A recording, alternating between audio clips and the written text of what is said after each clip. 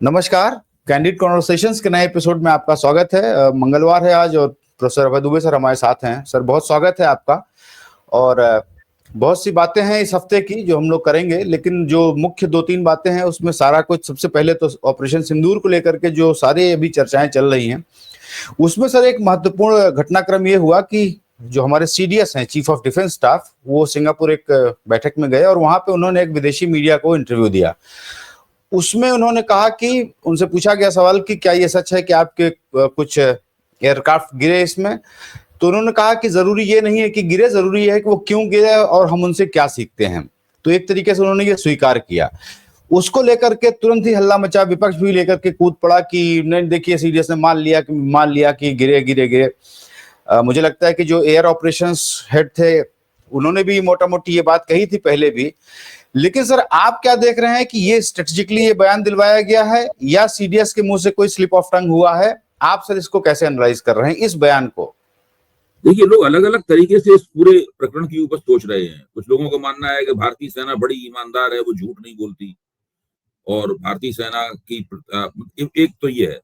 तो इससे ऐसा लगता है जैसे कि जो चीफ ऑफ डिफेंस स्टाफ हैं उनके अंदर कोई सच रुका हुआ था जिसको वो बाहर निकालने के लिए तड़प रहे थे। तो सिंगापुर में जैसे ही एक विदेशी पत्रकार ने उनसे सवाल पूछा, उन्होंने ये सच बता दिया। दूसरी इसमें मान्यता ये बन रही है कि इससे सरकार थोड़ी संकट में फंस गई है, विपक्ष को मौका मिल गया है कि विपक्ष जो कह रहा था सरकार इसको छुपा रही थी, उसको जनरल चौहान ने उगल दिया। तो दूसरी मान्यता ये बन रही है। मेरी राय थोड़ी सी इसमें अलग हटके है। मेरा मानना है कोई सच बताने के मकसद से ये बयान नहीं दिया गया है, और न ही ये बयान विपक्ष जो आरोप लगा रहा था उसकी तस्दीक करता है। मेरा मानना है कि विपक्ष जो सरकार के ऊपर और खासतौर से विदेश मंत्री जयशंकर के ऊपर जो इल्जाम लगा रहा था, उनको उस इल्जाम से बचाने के लिए ये बयान दिया गया है।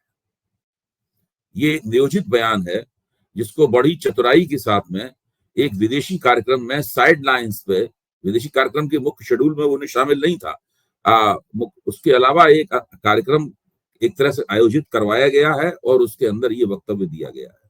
अब आप देखिए, जब जयशंकर ने ये वक्तव्य दिया कि ऑपरेशन सिंदूर की शुरुआत में ही हमने पाकिस्तान को फोन करके ये कहा था, ये उनका वक्तव्य, मैं शुरुआती लाइन बता रहा हूँ। इसके बाद कांग्रेस ने कहा कि ये तो इन्होंने पहले ही सूचना दे दी जिससे हमारे विमान गिर गए, पाकिस्तान को हमारे विमान गिराने का मौका मिल गया। ये तक कहा कि तो मुखबिरी की इन्होंने। मैंने दूसरे महत्वपूर्ण डिफेंस स्ट्रेटजिस्ट को ये भी कहते हुए सुना कि अगर और कोई व्यक्ति ये वक्तव्य देता तो उसको जिंदगी का बड़ा हिस्सा जेल में काटना पड़ता, क्योंकि सीधे सीधे ये गद्दारी है मतलब। अच्छा, तो इस वक्तव्य को देके विदेश मंत्री बहुत बुरी तरह से फंस गए। विदेश मंत्रालय के प्रवक्ता ने जो खंडन किया या संसदीय समिति के सामने विदेश मंत्री ने जो बातें कही, उससे दरअसल उनके इस वक्तव्य से नुकसान हुआ है उसकी भरपाई नहीं होती। लोगों के दिमाग में ये बात आ गई कि इस बंदे ने, हमारे विदेश मंत्री ने, हमले से पहले जब हमने ऑपरेशन सिंदूर पहलगाम की हत्याकांड का बदला लेने के लिए वहां पर एयर स्ट्राइक की, उस एयर स्ट्राइक से पहले उन्होंने पाकिस्तान को उसकी जानकारी क्यों दी, ये सवाल बहुत बड़ा सवाल बन गया। तो जैसे जैसे ये लोग उसमें फंसते गए, तब इन्होंने ये तरकीब निकाली कि हम इसका फौज के जरिए इस तरह से खंडन करेंगे ताकि कांग्रेस का जो मुख्य तर्क है वही निरस्त हो जाए। इसीलिए सीडीएस ने ये कहा कि महत्वपूर्ण ये नहीं है कि कितने विमान गिरे, महत्वपूर्ण ये है कि वो क्यों गिरे। वो हमारी गलती से गिरे, उन्होंने फौज की गलती स्वीकार कर ली। हमने कुछ गलतियां की थी जिसकी वजह से विमान गिरे, और हमने बाद में उन गलतियों को ठीक कर लिया, और फिर हमने उन गलतियों को ठीक करके जब उन विमानों का इस्तेमाल किया, लॉन्ग रेंज की फायरिंग की, उससे हमको फायदा हुआ। इस तरीके से उन्होंने राहुल गांधी के और पवन खेड़ा के और मल्लिकार्जुन खड़गे के जो बयान थे, उन बयानों का निराकरण फौज के जरिए, फौज के सर्वोच्च पद है उसके जरिए उन्होंने ये करवाया। पहली बात यह है। दूसरी बात यह है कि भारतीय जनता पार्टी का जो अपना जनाधार है उसका एक हिस्सा, काफी बड़ा हिस्सा, ये मानने लगा है कि ऑपरेशन सिंदूर को रोका नहीं जाना चाहिए था। सरकार ने जल्दबाजी में युद्ध विराम कर लिया और ज्यादा देर तक पाकिस्तान की पिटाई की जानी चाहिए थी और अंदर घुसकर मारना चाहिए था, हो सके तो पाक अधिकृत कश्मीर को छीन लेना चाहिए था और पाकिस्तान की पूरी तरीके से कमर तोड़ देनी चाहिए थी। इस प्रकार के ख्याल जो कि भारतीय जनता पार्टी की जो अपना प्रोपेगेंडा है उसी का नतीजा है, उन लोगों के दिमाग में था। तो जनरल चौहान ने भाजपा के इस अंदरूनी आधार में जो असंतोष है उसको भी संबोधित किया। उन्होंने ये कहा है कि we are not looking at a long war, क्योंकि उससे देश की अर्थव्यवस्था कमजोर हो जाएगी। देखिए, ये तर्क किसी भी राजनेता ने नहीं दिया है आज तक। आज तक सरकार के किसी भी व्यक्ति ने, चाहे पीयूष गोयल ने, रक्षा मंत्री राजनाथ सिंह ने, या विदेश मंत्री जयशंकर ने, या गृह मंत्री अमित शाह ने, या प्रधानमंत्री नरेंद्र मोदी ने कभी नहीं कहा है कि हम लंबा युद्ध नहीं चाहते थे। ये नहीं कहा है, क्योंकि युद्ध लंबा होगा अगर छोटा होगा, ये अर्थव्यवस्था की जरूरतों से नहीं तय होता है। वो तो आपका जिसके खिलाफ आप लड़ रहे हैं उसका रवैया क्या है उसके हिसाब से तय होता है। तीसरी बात उन्होंने जो अपने वक्तव्य में कही कि उन्होंने कहा पाकिस्तान को उन्होंने एक रैशनल प्लेयर की संज्ञा दी। उन्होंने कहा they were thinking in a rational manner, we were also thinking in a rational manner, there was no question of atomic conflict, nuclear conflict between the two countries। उन्होंने ये कहा, और ये कह के उन्होंने जो ट्रंप के बयान से नुकसान हो रहा है उसका निराकरण करने की कोशिश की। ट्रंप का कहना यह है कि हमने दो आणविक हथियारों से संपन्न देशों के बीच में युद्ध हो रहा था, उनकी मैत्री उन पर समझौता करा के हमने लाखों करोड़ों लोगों की जान बचा ली। ट्रंप अपने आप को शांति के मसीहा के तौर पर, मानवता के मसीहा के तौर पर यहां पेश कर रहे हैं। तो सीडीएस ने अपने वक्तव्य में उनकी ये तीन पहलू जो हैं, ये तीन पहलू बाकायदा भारतीय जनता पार्टी का जो पॉलिटिकल एजेंडा है उस पॉलिटिकल एजेंडा को मजबूत करने के लिए इस्तेमाल किया गया है। अच्छा, दूसरा ये सीडीएस का जो पद है इसके बारे में आप देखिए, ये क्या पद है? ये सेनाध्यक्ष जैसा पद नहीं है, एयर चीफ मार्शल जैसा पद नहीं है, या एडमिरल, नेवी के एडमिरल होते हैं उस तरह का पद नहीं है। ये तो सरकार अपनी पसंद से किसी व्यक्ति को चुन के बैठा देती है। ऐसे राज्यपाल की नियुक्ति होती है, सीडीएस की नियुक्ति होती है। अच्छा, विपिन रावत की, जहां तक मुझे ध्यान है, विपिन रावत की जब एक दुर्घटना में मृत्यु हुई थी, जनरल विपिन रावत भी काफी कुछ भारतीय जनता पार्टी की तरफ झुके हुए थे। उनका भी सारा रवैया वैसा ही होता था, सरकार की हर नीति में हाँ में हाँ मिलाते थे वो। अब ये एयर मार्शल एपी सिंह है, उनको सरकार कभी सीडीएस नहीं बनाएगी। अब इनको बहुत दिनों तक ये पद खाली रहा क्योंकि सरकार के पास ऐसा कोई बंदा था नहीं।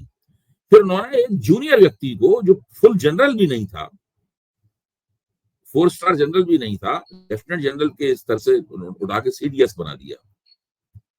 और सरकार में अगर आप जाएं और लोगों से बातचीत करें तो लोग साफ तौर पे कहते हैं कि हमने जूनियर आदमी को बना दिया, हमारी सारी बात मानते हैं, वो हम जो कहते हैं वो सारी बात मानते हैं। तो ये जो पूरा घटनाक्रम हुआ है, मुझे नहीं लगता कि विपक्ष को इस घटनाक्रम पे बहुत ज्यादा खुश होना चाहिए।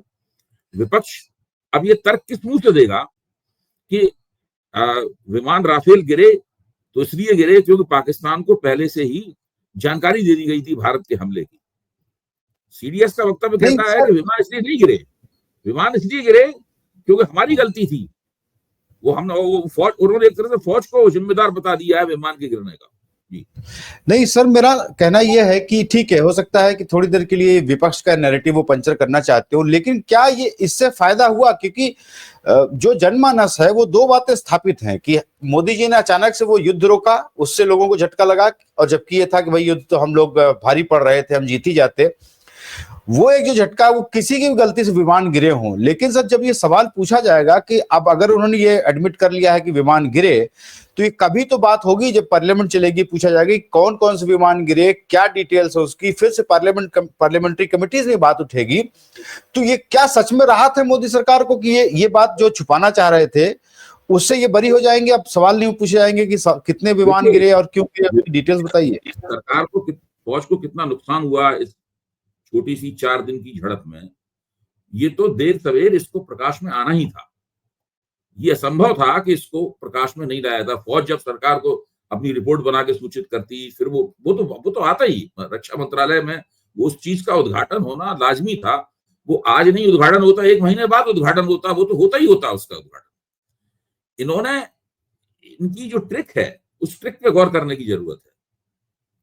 और जब नुकसान होता तो आलोचना प्रत्यालोचना होती, राफेल के सौदे की बात आती, ये वो, उन सब तमाम बातों में सरकार को मुश्किल होती, इसमें कोई शक की बात नहीं है। यहां पर उन्होंने ये जो इल्जाम लग रहा था कि विदेश मंत्री ने गद्दारी की, विदेश मंत्री ने वो काम किया जो गद्दार करते हैं। क्योंकि जब उड़ी की स्ट्राइक हुई थी, तो उड़ी की स्ट्राइक जब खत्म हो गई थी तब पाकिस्तान को बताया गया था। इसी तरह बालाकोट स्ट्राइक जब संपन्न कर ली गई थी तब पाकिस्तान को बताया गया था। यहां भारत का विदेश मंत्री स्ट्राइक शुरू होने से पहले ही बता दे रहा है पाकिस्तान को। ये पूरी स्थिति में फर्क है। तो ये जो गलती हुई, और जो इन्होंने जयशंकर ने बुद्धिमानी का प्रदर्शन न करते हुए ये सूचना भी दे दी, उन्होंने लोगों को बता भी दिया, कुछ अपनी पीठ ठोकना चाह रहे होंगे कुछ, लेकिन उल्टा रतिया निकला। इससे कैसे बचा जाए, इसके लिए ये बयान दिलवाया गया है।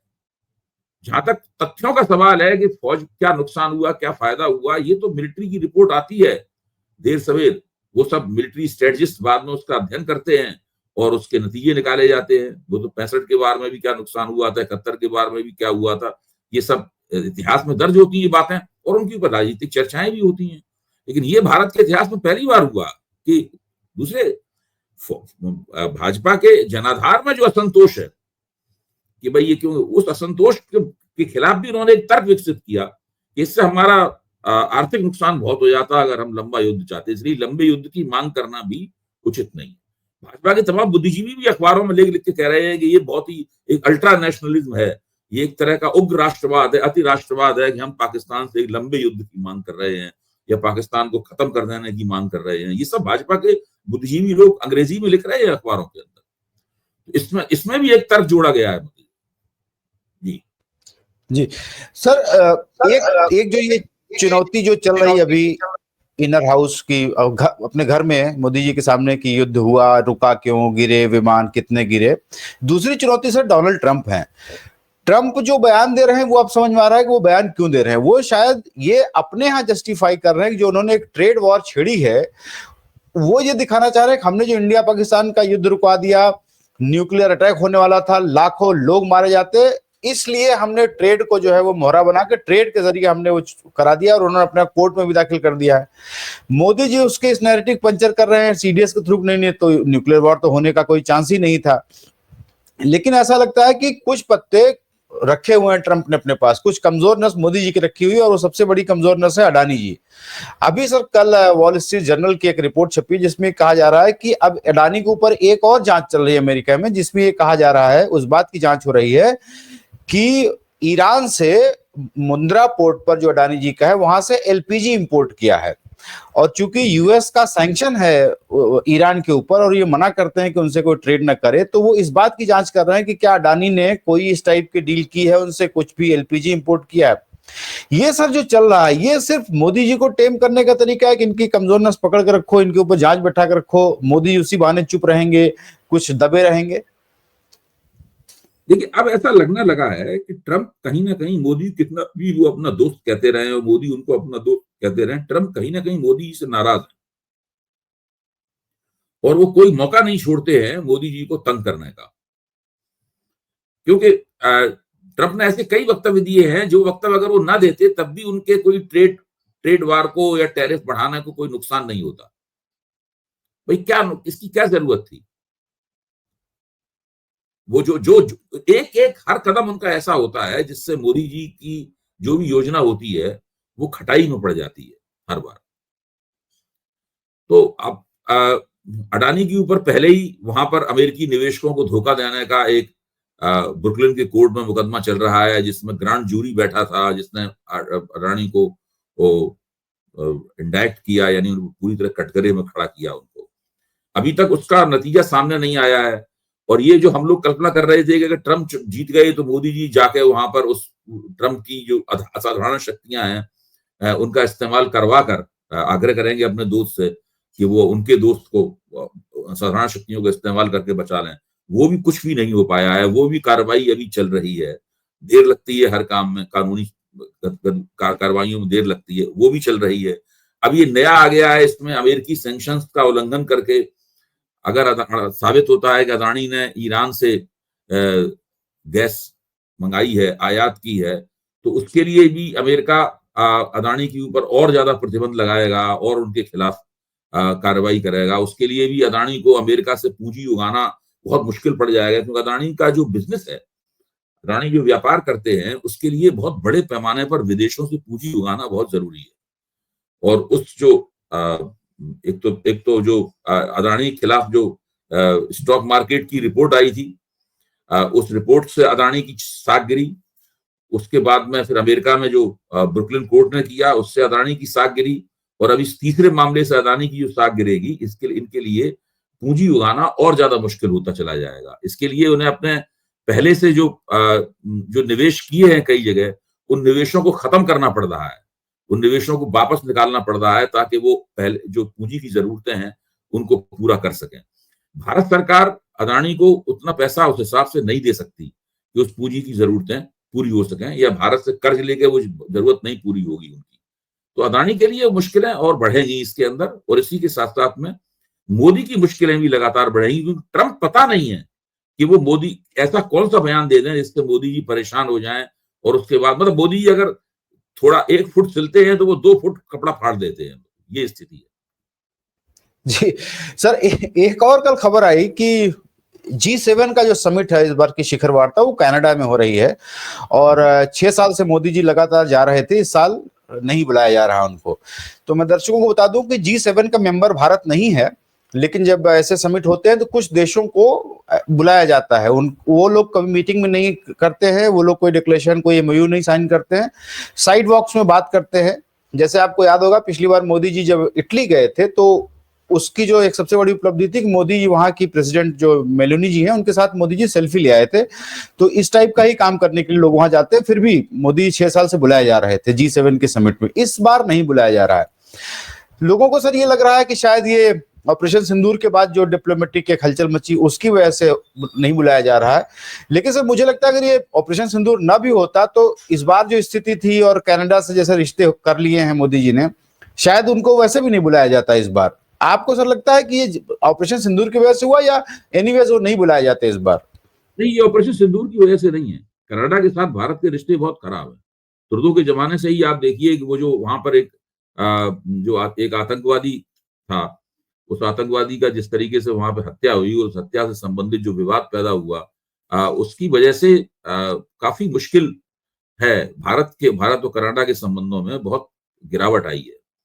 और उस गिरावट की जिम्मेदार मोदी जी की विदेश नीति होने के साथ साथ में इनका जो रवैया है कि हमने घुसकर मारा, हमने देखो उसको वहां मार दिया, हर चीज का श्रेय लेने की कोशिश है। मतलब जो कोवर्ट ऑपरेशन होते हैं, यानी जो हर देश कोई ना कोई खुफिया ऑपरेशन करता है अपने हितों के लिए, लेकिन कोवर्ट ऑपरेशनों के करके प्रेस कॉन्फ्रेंस तो की नहीं जाती कि हमने ये श्रेय ले लिया, उसका छाती तो नहीं पीटी जाती। यहाँ तो हिंदुस्तान भर में जगह जगह जो मोदी जी के समर्थक हैं, वो उसका श्रेय लेते हैं और उस तरह का माहौल बनाते हैं। इससे संबंध बहुत ज्यादा संबंध खराब होते हैं, और कनाडा से भारत के संबंध बहुत खराब हो गए हैं। मुझे लगता है कि उसी का परिणाम है। ये होस्ट के तौर पर कनाडा को शायद ये अधिकार होगा कि वो सदस्यों के अलावा अगर किसी को बुलाना चाहें तो तय कर सकें हम किसको बुलाएंगे, किसको नहीं बुलाएंगे। वैसे भी मोदी की इस कार्यक्रम में कोई भूमिका तो होती नहीं थी, वो केवल फोटो अपॉर्चुनिटी ज्यादा होती थी।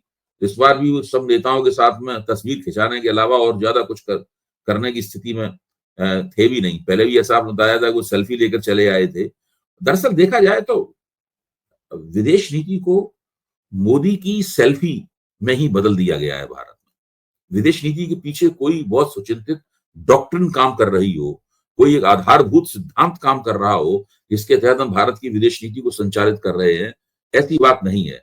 हर जगह मोदी जाते हैं, प्रचार होता है, डायस्पोरा से मिलते हैं, या कुछ भारतवर्ष कुछ और दूसरे इसी तरह के लोगों से मिल लेते हैं जहाँ ज्यादा डायस्पोरा नहीं है, उनसे मुलाकात हो जाती है, नेताओं के साथ में गले मिलते हैं, गर्मजोशी से हाथ मिलाते हैं, टहलते हुए तस्वीरें आती हैं। तो ये सब बातें आती हैं, जिससे प्रचार तो होता है उनका यहाँ पर। लेकिन दरअसल विदेश नीति का क्या होता है, ये ऑपरेशन सिंदूर के बाद पकड़ में आया है कि भारत की विदेश नीति भारत की अर्थनीति की तरह ही डबल जीरो है। देखिए, 4 भारत के जो मंत्रालय हैं, उनकी उपलब्धियों का बहुत जबरदस्त ऑडिट होना जरूरी है। एक है भारत का विदेश मंत्रालय, दूसरा है भारत का गृह मंत्रालय, तीसरा है रक्षा मंत्रालय और एक है विदेश मंत्रालय। ये 4 मंत्रालय जो हैं, इनका जबरदस्त ऑडिट होना, अर्थ मंत्रालय, इनका जबरदस्त ऑडिट होना जरूरी है कि इनकी दरअसल उपलब्धियां हैं क्या, इन्होंने किया क्या है। भाई, अर्थव्यवस्था के सवाल पर पूरा देश जबरदस्त संकट के कगार पर खड़ा हुआ है। धीरे धीरे करके सारी बातें स्पष्ट होकर सामने आ रही हैं। इस वक्त भी देखिए, अभी नया जो आंकड़ा आया है उसके अनुसार जो मैन्युफैक्चरिंग है, मैन्युफैक्चरिंग में लगातार स्लो डाउन जा रहा है। लेकिन ये लोग बढ़ा चढ़ाकर जो सरकारी किस्म के कमेंटेटर और तथाकथित विशेषज्ञ टीवी पे आते हैं, उनके जरिए अपना प्रचार करते रहते हैं। विदेश मंत्री की स्थिति हम देख ही रहे हैं, विदेश मंत्री स्वयं ही हास्यास्पद किस्म की हरकतें करते, मुझे ऐसा लगा कि बस नीतीश कुमार जैसी हरकतें कर रहे हैं विदेश मंत्री। मतलब उनका कोई अपने ऊपर संतुलन नहीं है। जब उनसे एक बार पूछा गया where was US in this process, एक विदेशी, तो वो आपने क्लिप देखा होगा, तो वो कुछ अचकचा गए, US was in United states of America, मतलब यहां से शुरू करते हैं बात।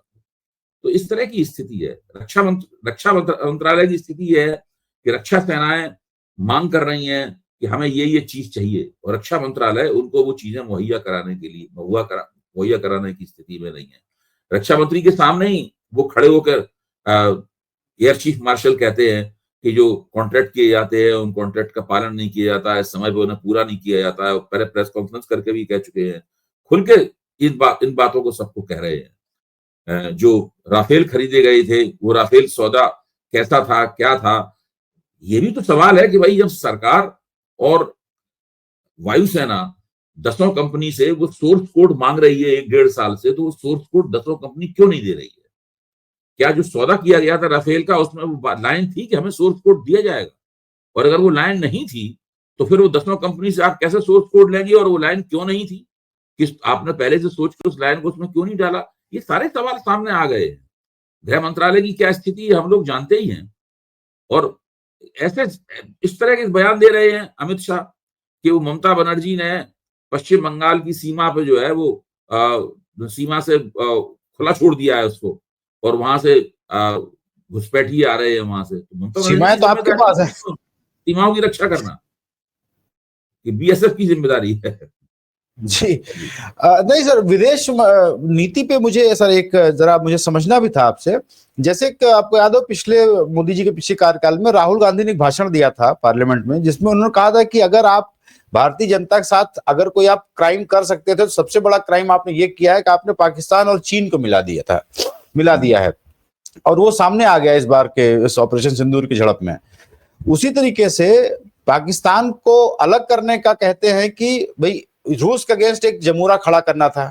अब वो पाकिस्तान और रूस भी हाथ मिला रहे हैं, टेक्निकली कह रहे हैं कि नहीं हमने कोई नई डील नहीं साइन की, लेकिन वो शायद पुराना कोई स्टील प्लांट था जो 2015 में बंद हो गया था, उसको रिवाइव करने की बात चल रही, 20,000 करोड़ के साथ उसको रिवाइव करने की बात है।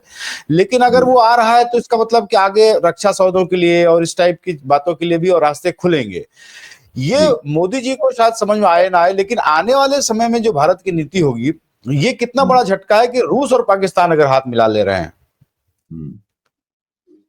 देखिए, रूस और पाकिस्तान ने जो हाथ मिलाया है, रूस ने वहां पर एक बहुत विशाल कराची का जो एक बंद हो चुका स्टील प्लांट था, उस स्टील प्लांट का वो जीर्णोद्धार करेंगे, उससे पाकिस्तान की अर्थव्यवस्था की बहुत मदद होगी। ये वैसे तो अभी ये समझौता जो है वो इसके फौजी रूप नहीं है कोई, ये मुख्य तौर पर एक तरह की मदद है, लेकिन ये इतना बड़ा है और इतना प्रभावी और दूरगामी दृष्टि से किया गया समझौता है कि कभी भी रूस और पाकिस्तान के बीच में वो पहलू भी शुरू हो सकते हैं, फौजी मदद वाले पहलू भी वहां से शुरू हो सकते हैं। और ऐसा हुआ तो भारत के लिए बहुत बड़ा झटका होगा। अब बता रहा हूं, मई में एक और घटना हुई है जिसका कम बहुत वो हुआ है, प्रचार कम हुआ है। गिलगिट बाल्टिस्तान के ऊपर, कराकोरम के ऊपर चीन ने और पाकिस्तान ने मिलकर J-35A, जो कि ग्रे फाल्कन एक विमान माना जाता है, जो स्टील्थ विमान है चीन का दिया हुआ, और माना जाता है कि भारत को जो नुकसान हुआ है फौजी, उसमें इस J-35A का बहुत बड़ा हाथ है। इसकी वहां पर ज्वाइंट एक्सरसाइज हुई है इस विमान की। तो ये जैसे ही ये ज्वाइंट एक्सरसाइज हुई है, इसका सबसे बड़ा तो इस राफेल के जरिए भारतीय एयरफोर्स ने जो अपनी थोड़ी बहुत श्रेष्ठता कायम की थी, जिसकी बहुत चर्चा की जा रही थी, वो इससे पूरी तरीके से न्यूट्रलाइज हो गई है। जब से ये खबर आई है तब से पूरी तरीके से न्यूट्रलाइज हो गई है। जो air chief marshal AP Singh की जो चिंता है, उस चिंता के पीछे ये भी बहुत बड़ा कारण है। विदेश नीति की हालत तो यह है कि हमारे साथ कोई भी नहीं है व्यवहारिक रूप से। इसका एक भौंडा जवाब दे रहे हैं भाजपा के समर्थक, हमें किसी के साथ की जरूरत नहीं है, हम मजबूत हैं, इस प्रकार की बात कह रहे हैं। जबकि स्थिति यह है कि पूरा दक्षिण एशिया जो है वो चीन के प्रभाव का दक्षिण एशिया बन गया है। पाकिस्तान चीन के प्रभाव में है, नेपाल चीन के प्रभाव में है, बर्मा चीन के प्रभाव में है, श्रीलंका चीन के प्रभाव में है, बांग्लादेश चीन के प्रभाव में है। इस वक्त बांग्लादेश के जो फौजी हवाई अड्डे हैं, चीन उनका इस्तेमाल कर रहा है। यहां तक कि पाकिस्तान तक बांग्लादेश के फौजी अड्डों का इस्तेमाल कर रहा है। पाकिस्तान से विमान जाके उन अड्डों पे उतरते हैं, वहां से उनमें उनके ट्रेनर्स बैठे होते हैं जो आके बांग्लादेश में तरह तरह की जरूरत के मुताबिक उनकी ट्रेनिंग दे रहे हैं। बांग्लादेश जो कि पाकिस्तान से टूटकर अलग हुआ था और उसमें भारत की प्रमुख भूमिका थी, भारत ने ही सारा काम करवाया था वो, उसकी स्थिति यह है कि वो बांग्लादेश और पाकिस्तान दोबारा एलाई होने जा रहे हैं और चीन इन सब चीजों को नियंत्रित कर रहा है। पूरा दक्षिण एशिया चीन की कठपुतली बना हुआ है, आप ये समझ लीजिए। चीनी हित सर्वोपरि हैं दक्षिण एशिया में। भारत की स्थिति यह है कि भारत तुर्की से व्यापार के ऊपर तो नियंत्रण लगाने की आदेश पारित कर रही है सरकार। जैसे कि अभी इंडिगो जो एयरलाइंस है उससे कहा गया कि तुर्की के जो आप 5-6 विमान उड़ाते थे अब नहीं उड़ाएंगे। तो इंडिगो वालों ने कहा कि भाई हमें नुकसान हो जाएगा, हमें थोड़ा एक्सटेंशन दे दो। उन्होंने 6 महीने का एक्सटेंशन मांगा था, शायद 1 महीने का एक्सटेंशन सरकार ने दिया है। उसके बाद सेलेरी कंपनी के ऊपर भी प्रतिबंध लगाया गया है जो अदालत में चली गई है इस प्रतिबंध के खिलाफ। वहां तो भारत सरकार कुछ कार्रवाई करते दिख रही है, लेकिन चीनी माल को कैसे रोका जाए इसके ऊपर कोई कार्रवाई, केवल रैली में भाषण दिए जाते हैं इस सवाल के ऊपर, उसके ऊपर कोई कार्रवाई नहीं है। क्योंकि चीनी माल से तो पूरा भारत अटा पड़ा है, जबकि चीन भारत का सबसे बड़ा दुश्मन है इस वक्त। मैं इन शब्दों का इस्तेमाल आमतौर पर नहीं करता हूं, लेकिन ये व्यवहारिक स्थिति है भाई। उसने जमीन पर कब्जा कर रखा है, काउंटियां बना रहा है, खुल के पाकिस्तान की मदद कर रहा है। पाकिस्तान ने जिन हथियारों से भारत का मुकाबला किया उसके 86% हथियार चीन से आए हैं। इसके बावजूद भारत कुछ भी नहीं कर पा रहा है चीन के खिलाफ। जी सर, समय कम बचा है, मेरे पास एक आखिरी सवाल है जो कि विदेश से निकल के जरा हम अपने देश की भी बात कर लें। दिल्ली सरकार को बने हुए 100 दिन हो गए सर, और बहुत ढिढोरा पीटा जा रहा है। उन्होंने कुछ बुकलेट भी लॉन्च की, सेवा के 100 दिन, रेखा गुप्ता जी ने, और वो कह रहे हैं कि हमने यमुना को एकदम जीर्णोद्धार कर दिया, एसटीपी लगा दिए, पानी की समस्या दूर हो गई, एयर पोल्यूशन खत्म हो गया। लेकिन सर जो हकीकत में कल कुछ वीडियोस देख रहा था, झुग्गी झोपड़ियां उजाड़ी जा रही हैं, और उसमें अरविंद केजरीवाल जी का एक पुराना वीडियो भी आया कि उन्होंने कहा था कि भाई कि वो सरकार बनेगी तो सारी झुग्गी झोपड़ी वाले हटाए जाएंगे यहाँ से। आप सर चूंकि दिल्ली रह रहे हैं, तो आपके नजर में आप 100 दिन को कैसे आंकते हैं कि कुछ सच में भाजपा कर पाई है या एज यूजुअल प्रचार ही प्रचार है? देखिए, मैं ये मानता हूं कि ये सरकार अभी भी हाइपोथेटिकल किस्म के मोड में है। मतलब वो अभी तक दावे कर रही है और ठोस रूप से कुछ भी नहीं हुआ है। 20 कामों का इन्होंने दावा किया है, लेकिन जिन योजनाओं को जनहित की योजनाएं कहा जाता है उसमें केवल 2 योजनाएं ही जमीन पर उतर पाई। सबसे बड़ा चुनावी दावा ये था, वायदा ये था कि 5100 करोड़ रुपए खर्च करके महिलाओं के खाते में 2500 रुपए आएंगे।